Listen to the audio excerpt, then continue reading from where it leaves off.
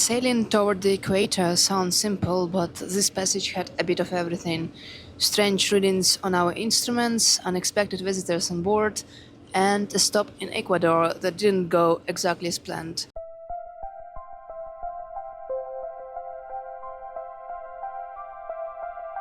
As we continued moving north towards the equator, the weather was getting warmer and more humid.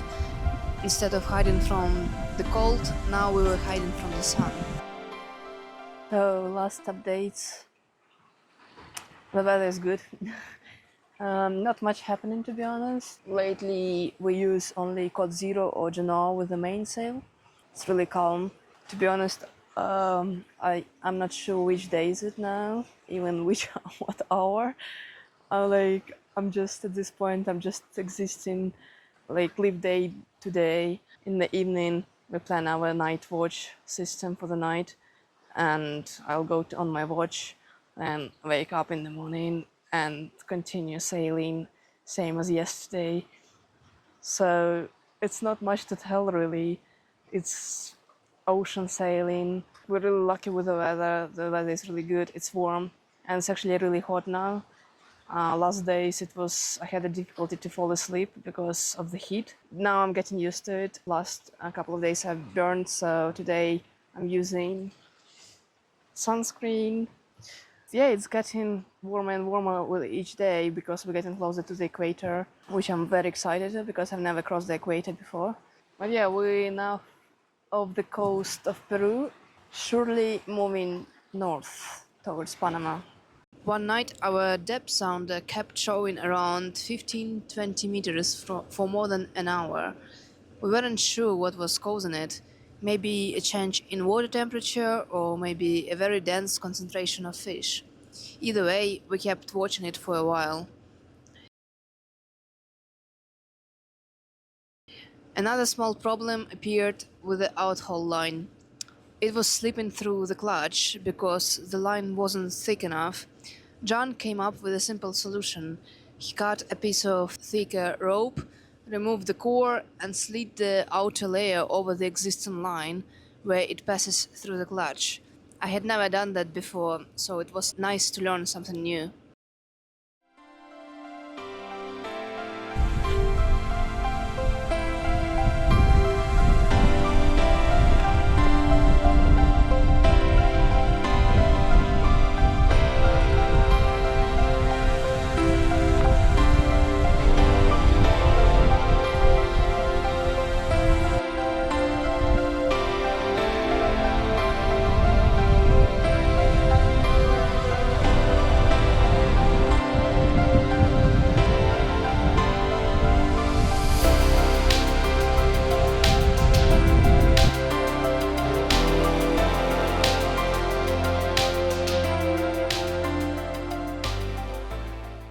On a long passage, a lot of fresh food doesn't last very long, so it helps to be a bit self sufficient.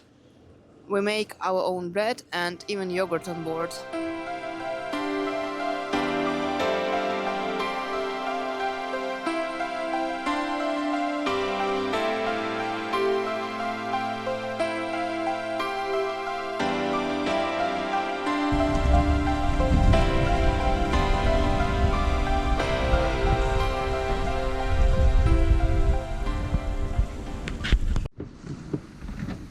Someone can stop the engine.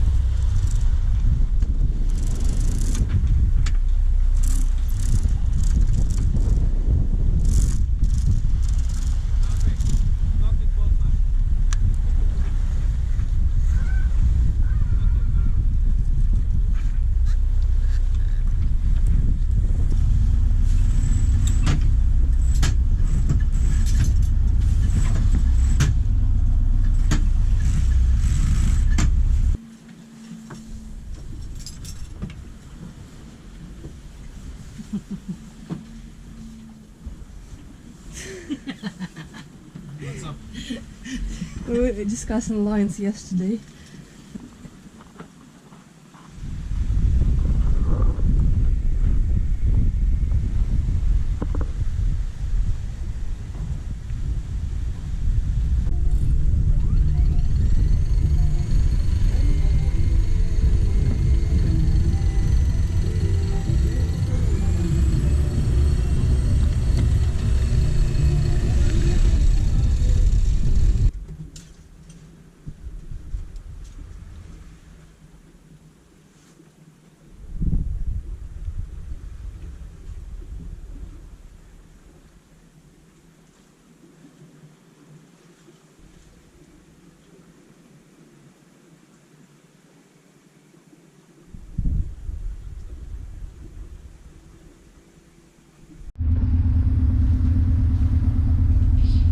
As we got closer to land, we started seeing more and more oil platforms.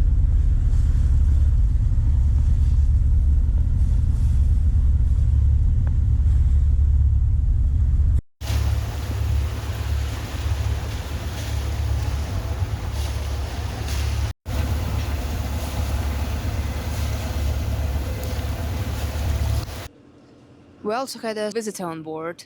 The bird walked from the solar panels all the way to the mast, straight over the mainsail. It seemed perfectly comfortable staying with us for a while.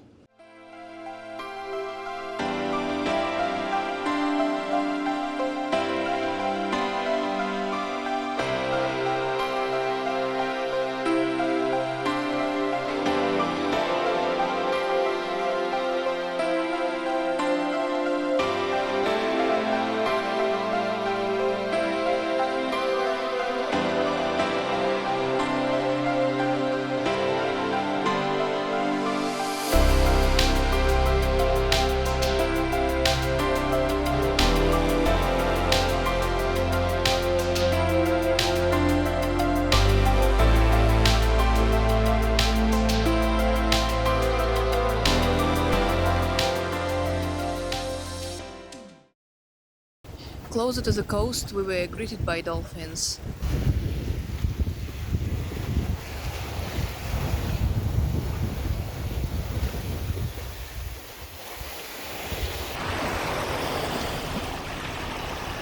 Hello.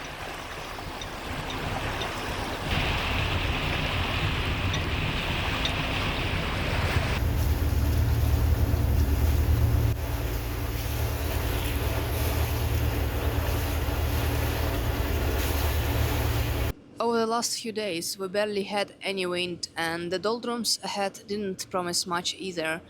So we decided to stop in Salinas, Ecuador, get some fuel, and buy fresh vegetables since it was on our way.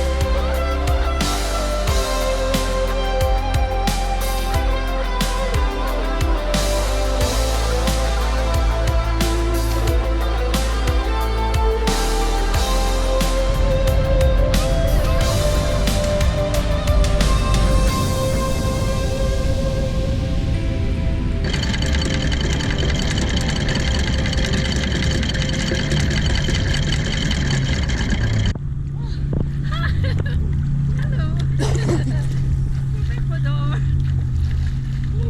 Oh la la! First thing after anchoring, a swim.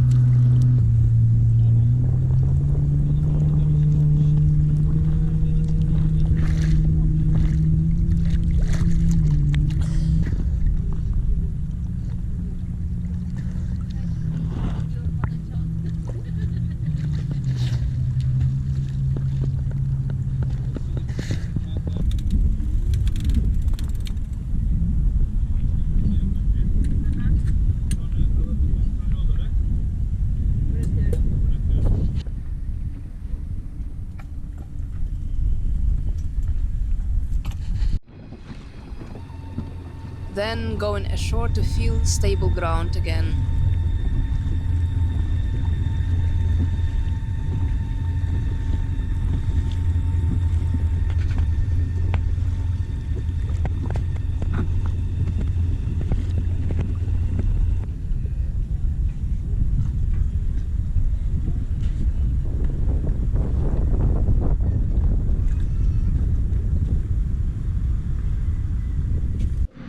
And of course, ice cream.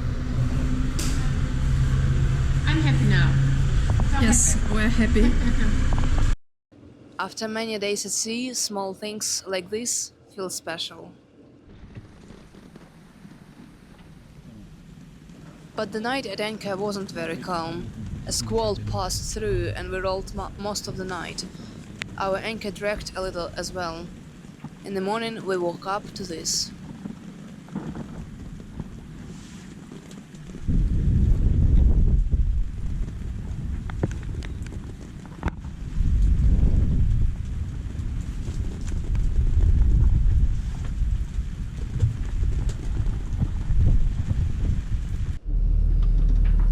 Our next mission was fuel.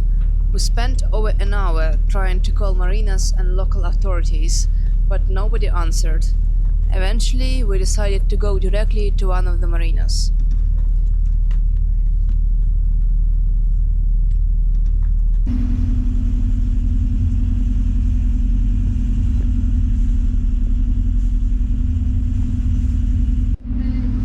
At the time, it was low tide. At first, they said they could only give us fuel after we officially checked into the country, but after explaining that we were just passing through on our way to Panama, they made a few calls and agreed to help us. Once everything was done, we were back on our way again, now approaching the equator.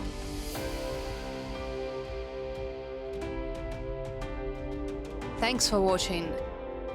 Subscribe to follow the next episodes where we cross the equator and arrive in Panama.